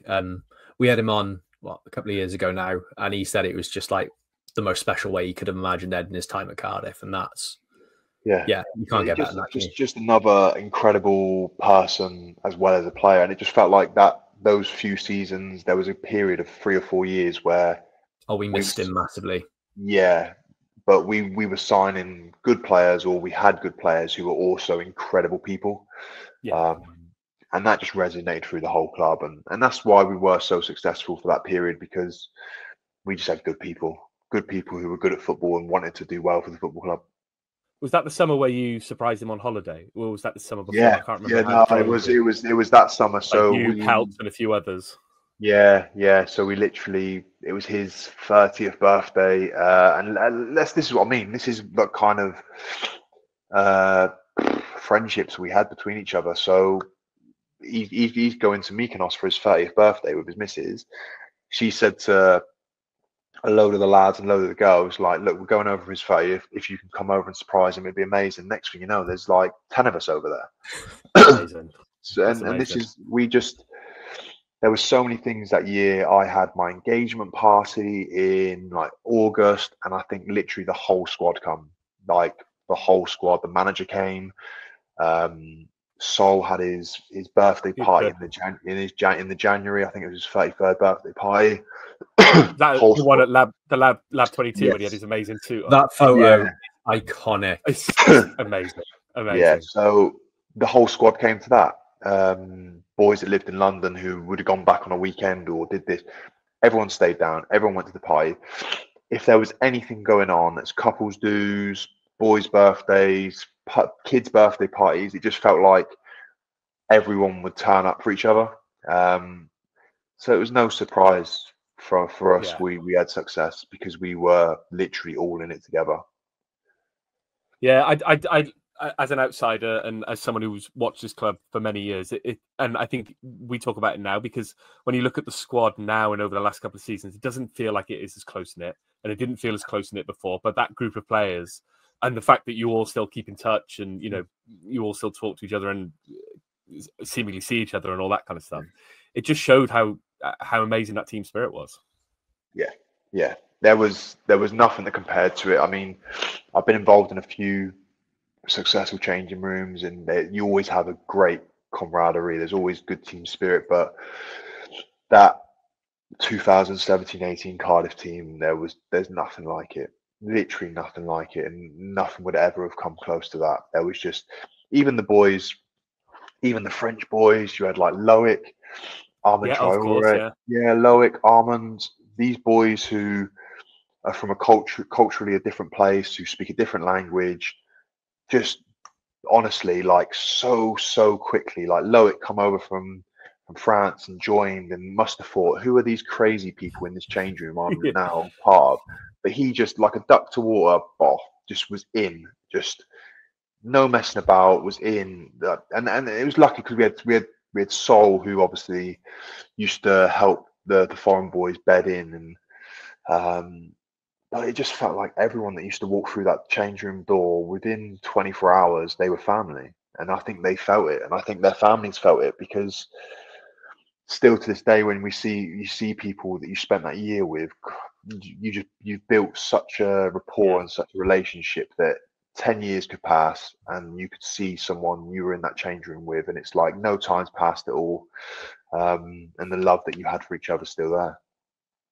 It's a proper brotherhood, isn't it? Yeah, absolutely. And it's amazing. Yeah, and it's honestly, it's so amazing to be part of that, because there's some lads in there that, like you said, you don't see them for X amount of time, and then you bump into them, or you get a message off them, and you start speaking to them, you get a phone call, and it's just like no time passes, and it's like your best friends from when you were kids. I don't speak to one of my best friends for months and months and months. Get a phone call, pick up, and it's like we're back to being 12-year-old kids again. That's kind of what we had. Just incredible luck, just an incredible group. And fair play to the manager for putting that group together, because that's a skill in itself, isn't it? Getting the right. Yeah, it was characters. He knew probably that some of the players, like as a squad, we had our limitations as a squad, but he wanted to bring in personalities and players of a certain type to build a strong, unified dressing room. And he did that tenfold, because there was no change room stronger than ours. I know you had the likes of Wolves, who had probably a much more talented squad, spent a lot more money, had all these Portuguese players who were phenomenal, have gone on to have incredible careers. And Fulham, their team was wonderfully talented. And if you look at the actual championship from the start of the season, no one really backed us to be anywhere near it. But as a group of men and a group of people, there wasn't anyone in that championship that was close knit and as tight as we were. Yeah, it was as you're here, it's a chance for us to say thank you, because it was a privilege to watch as fans, and I think, like I said, it was the best period I've known as a Cardiff fan probably my whole life, and it was just amazing to watch. So thank you. Oh, honestly, there's no need to thank me. It was the privilege to play for your football club and to have played as many games as I did. I'm the one that feels lucky and privileged to have even captained the team. It's the most incredible feeling to lead a team out, and to lead a team out for as many years as I did. I'm the one that's lucky and privileged.